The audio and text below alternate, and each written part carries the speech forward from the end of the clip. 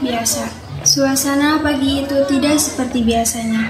Jam dinding berdetak lambat, kertas soal dibagikan, dan suara pena mulai menari di atas lembar jawaban. Ini adalah minggu ujian akhir pekan yang menentukan kelulusan. Pekan yang dipenuhi doa, harap, dan rasa lelah. Namun, di balik kesibukan itu, di antara suara serak guru pengawas dan hembusan napas siswa yang gelisah, terselip satu rahasia. 6 siswa, 6 sahabat telah membuat janji-janji untuk menaklukkan sesuatu yang tidak diajarkan di buku manapun. Sebuah gunung yang katanya dihuni oleh misteri dan legenda. Gunung yang tak pernah disebut di peta, tapi ada dalam bisik-bisik ruang perpustakaan tua. Mereka tahu perjalanan mereka tidak hanya akan menguji fisik, tapi juga hati, persahabatan, dan keberanian. Dan hari ini, setelah lonceng terakhir hujan berbunyi, petualangan mereka dimulai. Akhirnya, ujian selesai juga ya. Sumpah, soal matematika tadi tuh kasih nyawi, Pi. Naik turun, naik turun. Gue jawab apa adanya sih, sama sedikit rasa putus asa. Santuy lah, hidup cuman sekali, remedial berkali-kali. Yang penting, nguncak yuk. Maksudnya naik gunung? Aku sih oke ya, tapi serius, jangan ngasal lo ya. Gas, biar seru dikit, pilih yang angker, biar dapat bonus uji nyali. Rian, jangan sompral, udah banyak cerita serem soal Gunung Kelambu Bayangkara. Alah, masa iya gunung baperan? Setelah hari-hari penuh tekanan ujian, 6 sahabat ini memutuskan melangkah. Bukan ke mall, bukan ke kafe, tapi tempat yang katanya angker tapi eksotik. Gunung Kelambu Bayangkara. Bukan sekedar gunung biasa, dipenuhi mitos, kabut tebal, dan katanya suka ngajak main kalau kamu terlalu sombral. Tapi bagi mereka, ini bukan sekedar pendakian. Ini uji nyali, uji persahabatan, dan uji stamina. Terutama bagi yang nilai olahraganya pas-pasan, dan perjalanan pun dimulai. Oke guys, selamat datang di channel Muncak Sanasukan.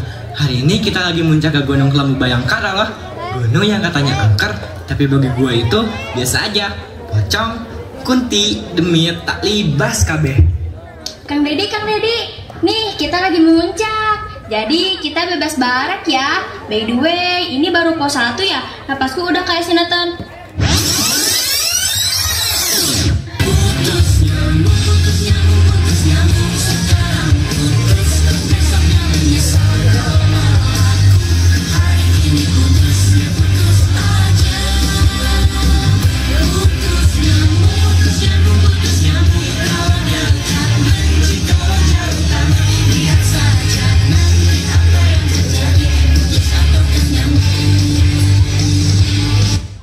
Gue pikir lo rajin jogging.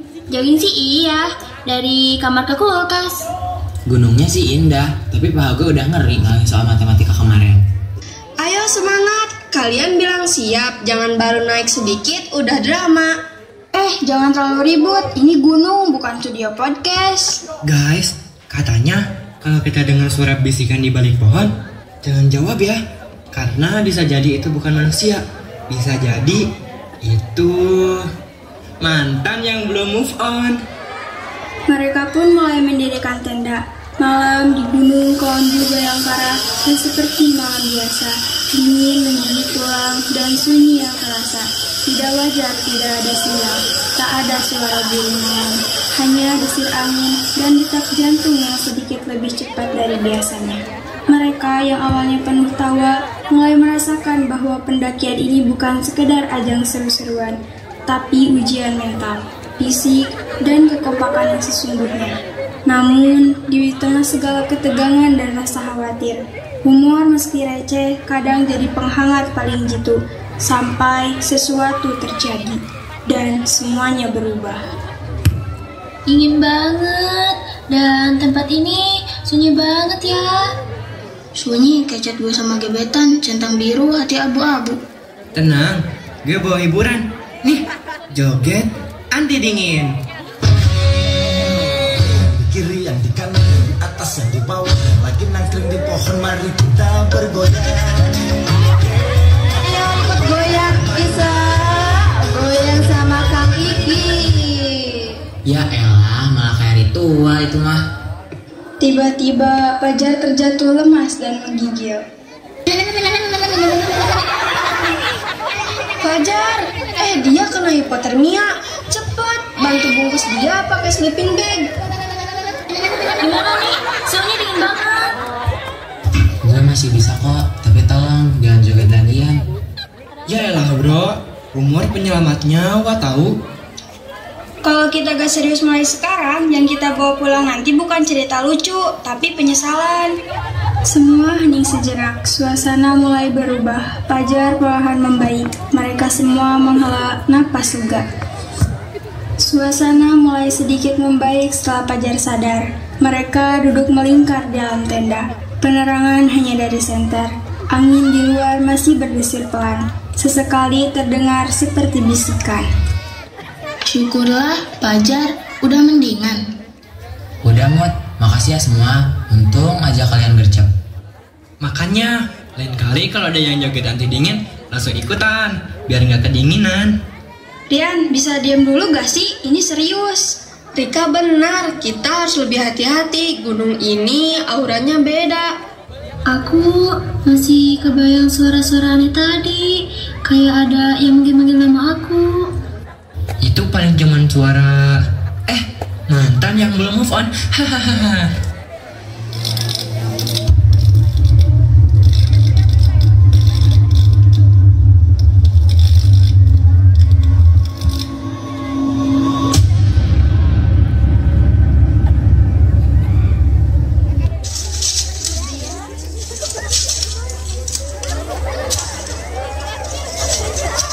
Suara apa itu?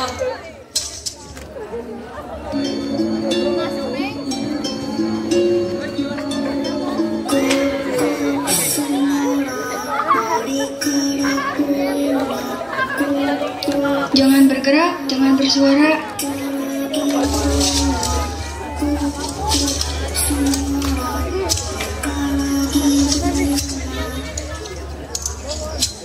Suara itu semakin dekat, diikuti dengan derap langkah pelan, seolah ada yang berjalan mengelilingi tenda mereka.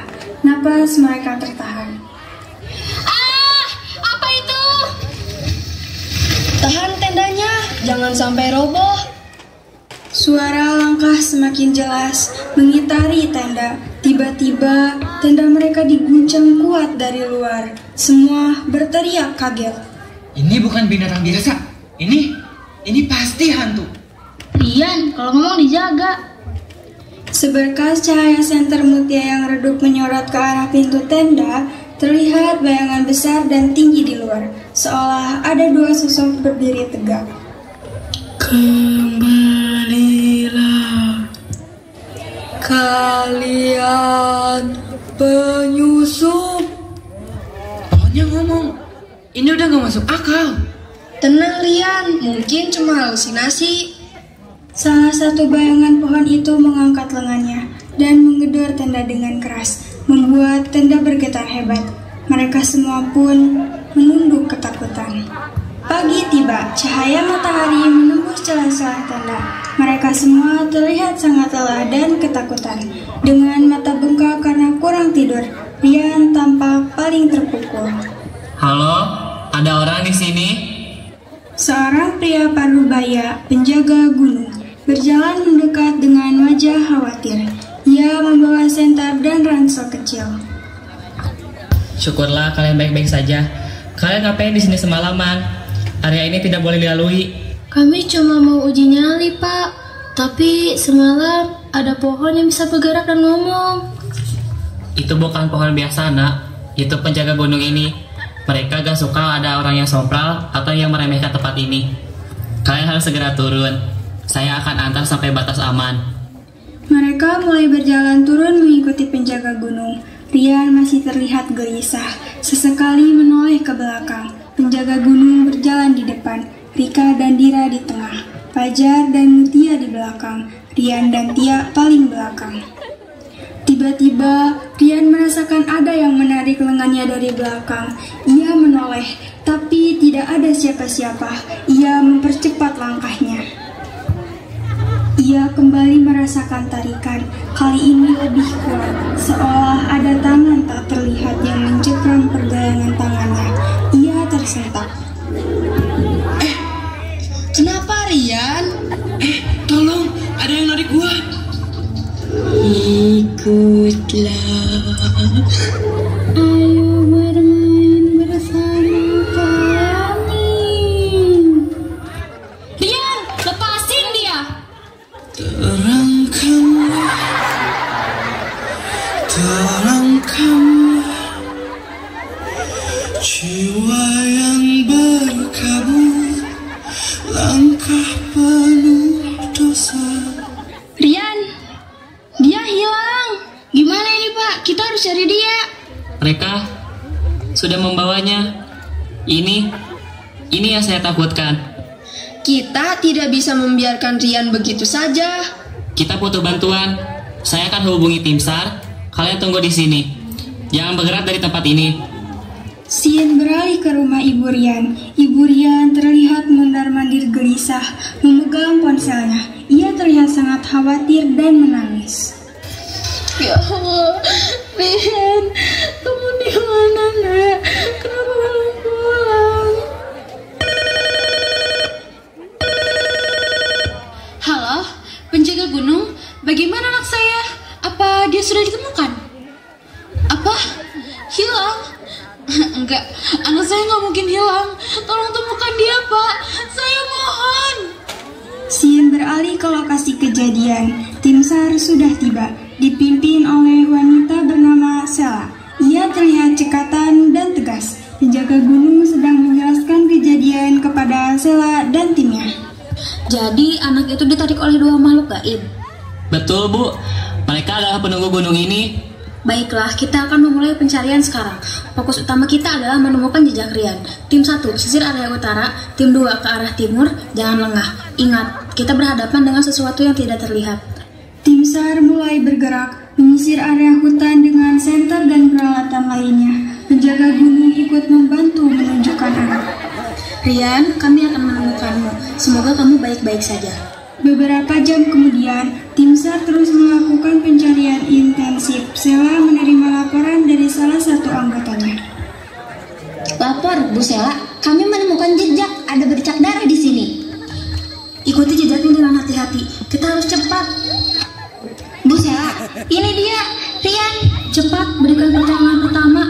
Bersihkan lukanya dan bungkus dia dengan selimut termal. Sepertinya dia mengalami hipotermia parah dan beberapa luka akibat benturan. Unit medis, kami menemukan korban kondisi tidak sadarkan diri, banyak luka gores dan lebam. Indikasi hipotermia, segera kirimkan ambulans secepatnya.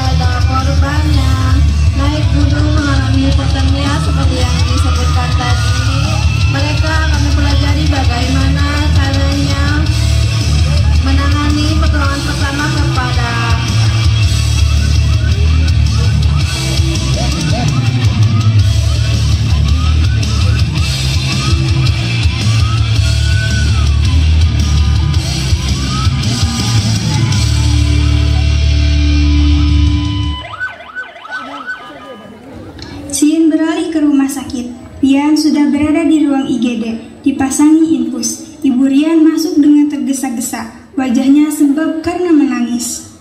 Tak lama kemudian, Tia, Pajar, Mutia, Rika, dan Dira datang dengan wajah cemas. Mereka melihat Rian dari balik kaca. Rian, dia kenapa?